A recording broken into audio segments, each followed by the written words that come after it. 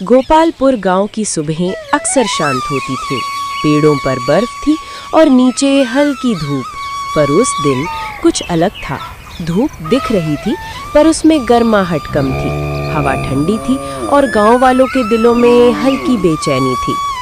सानवी अपने पिता हरिनाथ और माँ मालती के साथ लकड़ियाँ लेने जा रही थी। वो छोटे छोटे कदम लेती बर्फ पर निशान छोड़ रही थी। उसके चेहरे पर जिज्ञासा थी, छोटी पर सोच बड़ी थी। मालती धीरे स्वर में, सानवी, आज संभल कर चलना, बर्फ के नीचे कहीं कहीं दरारें होती हैं। सानवी मुस्कुराकर, माँ डरिए मत, मैं संभल कर चल रही हूँ। हरिनाथ गंभीर होकर, ठंडी धूप दिखने में सुंदर है पर चालाक भी होती है, कभी कभी अपनी गर्मी छिपा लेती है। सानवी ने पिताजी की बात पर हंसकर कहा, आप बातों में भी पहाड़ बना देते हो। पर उसके मन में कुछ हल्की जरा सी बेचैनी भी थी, जैसे कुछ कहना बाकी रह गया हो। सानवी जंगल में लकड़ी चुन रही थी, तभी उसने देखा बर्फ पर एक छोटी सी कतार चल रही है। कतार में हजारों चींटियां थीं। हर चींटी अपने कंधे पर अनाज का दाना या सूखा पत्ता लिए जा रही थी। उनकी चाल में दायित्व था और उनकी मदद से जमीन पर जीवन था। सानवी धीरे से, इतनी ठंड में भी काम कर रही हो? एक छोटी सी चींटी आगे आई। चींटी, उसकी आंखें तेज थीं पर आवाज नर्म थी। चिट्टी हैरान होकर, तुम हमें सुन सकती हो? सानवी मुस्कुराकर, शायद इसलिए क्योंकि मैं भी मेहनत करती हूँ। छोटी मिनी चींटी उछलकर बोली, अब तुम हमारी दोस्त बनोगी ना? सानवी ने प्यार से कहा। हाँ, अब से मैं तुम्हारी बड़ी बहन हूँ। माँ चींटी ने कहा। देखो, मेहनती लोग एक दूसरे को पहचान लेते हैं। पिता चींटी ने चेतावनी दी, इस ठंडी धूप में चालें बदलती हैं, कभी गर्मी देती है, कभी सर्दी। सानवी ने विश्वास दिलाया, चिंता मत करो, मैं अपनी धूप खुद बनूंगी। सानवी ने थोड़ा सा अनाज बांटा और चींटियों के साथ थोड़ा समय बिताया। उसे लगा कि इन छोटे साथियों के पास सीखने की बहुत चीजें हैं।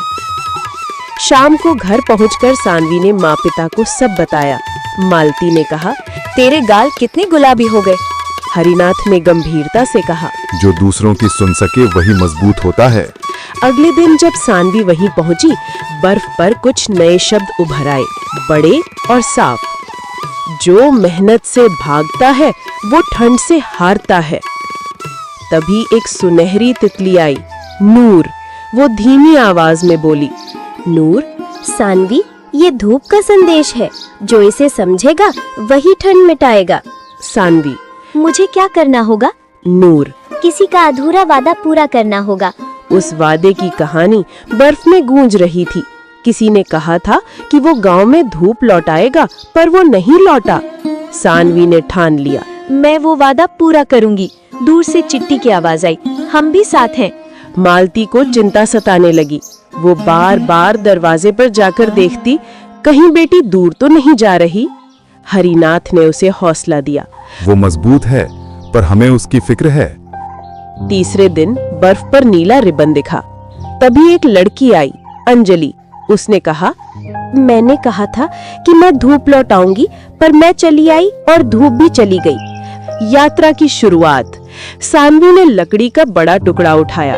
चींटियां उस पर बैठ गईं। चलते चलते चींटी कहती, हम छोटे हैं पर साथ हो तो बड़ी मुश्किल भी छोटी हो जाती है। रास्ते में अचानक मौसम बदल गया। बादल घिरे और हल्की बर्फीली बारिश गिरने लगी। बारिश ने रास्ता और फिसलन बनाया। सानवी ने डरते हुए कहा, ये तो बारिश और रास्ता कठिन कर देगी। चिट्टी ने हिम्मत से कहा, हम पीछे नहीं हटेंगे, हम मिट्टी के नीचे सुरंग बनाएंगे ताकि पानी डूबकर नीचे चला जाए। मिनी ने जोड़ा, दीदी, हम सब मिलकर कर लेंगे। ये बात सुनकर सानवी का मन भर आया। बच्चे मिलकर बड़ा काम कर रहे थे। बारिश के बाद ठंडी हवा और भूख ने सबको थका दिया।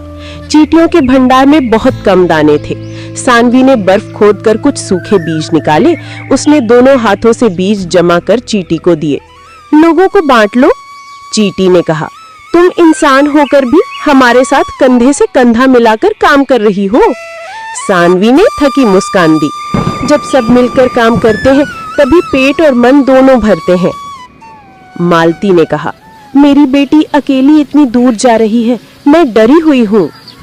गजधर और गुड़िया का आना। एक दिन दूर से भारी कदम की गड़गड़ाहट आई। गजधर हाथी आ गया। वो बोला, सानवी, इतनी ठंड में यहाँ कैसे? सानवी ने कहा, मुझे एक वादा पूरा करना है। गजधर ने कहा, तो मैं भी साथ चलूंगा। अब टीम और मजबूत हुई। इंसान, चींटियां, हाथी और गिलहरी सब एक साथ। रास्ता ऊंचा और मुश्किल था। ठंडी हवा में कदम थमने लगे। सानवी ने कहा, मैं थक गई हूँ। चींटी बोली, नहीं, अगर तुम रुकोगी तो हमारा रास्ता बंद हो जाएगा। गजधर ने अपनी सूंड से बर्फ हटाकर रास्ता बनाया। सानवी ने कहा, तुम्हारी मेहनत ही असली आग है। वो रात नहीं थी, पर दिन का एक शांत कोना जहाँ सब थके हुए पर खुश थे। चींटी और सभी बोले, हाँ, आज धूप को घर लाना है। गजधर बोला, और वही रोशनी है जो बुझती नहीं। सानवी गांव लौटी। हरिनाथ और मालती दौड़े आए। मालती रोकर बोली, मेरी बच्ची। हरिनाथ ने कंधा दिया, तूने वो किया जो कोई नहीं कर सका। सानवी ने कहा, ये सब मेरे दोस्तों की वजह से हुआ, चींटियां, गजधर, गुड़िया और नूर।